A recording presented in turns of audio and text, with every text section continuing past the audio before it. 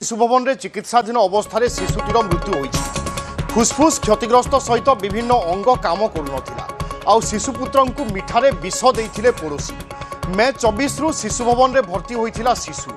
संपत्ति पाई पूर्व शत्रुतारु विष देइथिले पड़ोशी, जहाकु नै सारा राज्य में चर्चा हेउथिला एवं शेषरे जो 5 वर्षर शिशु को पड़ोशी विष देइथिले से शिशुटीर मृत्यु होइथिबा सूचना आसी पहुंचुछि। सालेपुर शिशुआ बाहावलपुर 5 वर्षर शिशुपुत्रर होइछि मृत्यु।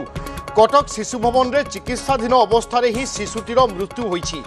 फुसफुस क्षतिग्रस्त ता सहित विभिन्न अंग आउ कार्य करू नथिला, कारण शिशुपुत्र को तांको पड़ोशी मिठारे विष मिसाई खाइबा पई देइथिले एवं ता परठारु शिशु जनक असुस्थ होई पड़िथिले एवं 24 तारिख रु शिशु भवन रे भर्ती होइथिले। अर्थात मे 24 तारिख रु शिशु भवन रे ए शिशुटी को भर्ती करा जाइथिला एवं सेठारे चिकित्सा करा जाउथिला, किंतु शेषरे 5 वर्षर शिशुपुत्रटी जीवन एवं मृत्यु सहित संग्राम करी आखि बुझिछि। दुबेन्दु मिश्र अछंती आम प्रतिनिधि। दुबेन्दु, शेषरे एते दिन रो संघर्ष परे मध्य शिशुपुत्रर जीवन बंचाई हला नाही, ए निश्चय अफसोसर विषय। ता सहित जो पड़ोशी विष देइचंती ए कथा मध्य अत्यंत परितापर कथा। देखो आम जो कह दीर्घ 23 दिन धरिक जीवन मृत्यु सहित संघर्ष करेषे हारी जाइए छोट पिलाटी 5 वर्षर शिशुपुत्रटी। गत मे मास 24 तारिख में से शिशु भवन में भर्ती होते पड़िशा घर जो रही से विषक्रिया विष देकी अभियोग होता है। परवर्ती समय तार तदंत पुलिस करथिला, सालेपुर पुलिस करथिला, किंतु ये निहाती भाव में एक अभावनीय घटना। एक छोट पिला मात्र 5 वर्षर शिशुपुत्रटी एवं सी जितेबाला यही विषक्रिया जनित आघात पीड़ित होती 23 दिन धरिकी से चिकित्सित होते आज मृत्यु हो जाए। विभिन्न अंग प्रत्यंग जहाँ रही जो मल्टीपल ऑर्गन फेल्युअर हो जाता, विशेषकर आम जब कह लिवर कथा कहतु, किडनी कथा कहतु, प्राथमिक अवस्था ये खराब होता, परवर्ती समय डायलिसिस करा जितेबाला स्वास्थ्य सामान्य उन्नति होता आईसीयू रु बाहर करके वार्ड रखा जाता, किंतु जेहेतु विषक्रिया जनित समस्या रही गुरुतर भाव में फुसफुस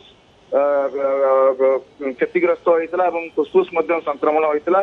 डाक्तर सत प्रचेषा सत्वे छोट शिशुपुत्रटी आखि बुझी देइछि एवं ये निहाती भाव में आम कहीपर एक अभावनीय घटना एवं हृदय विदारक घटना।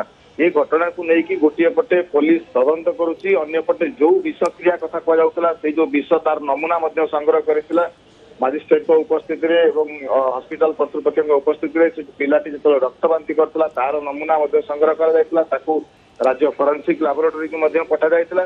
तेणु ये तमाम घटना पुलिस तो निश्चित भाव में तदंत जारी रखी आगु को तदंत जारी रखिबो, किंतु ये घटना बर्तमान परिवार कथा कहतु, गाँ लोक कथा कहतु, समस्त को एक दुख बा म्रियमाण समस्त बर्तमान अच्छा।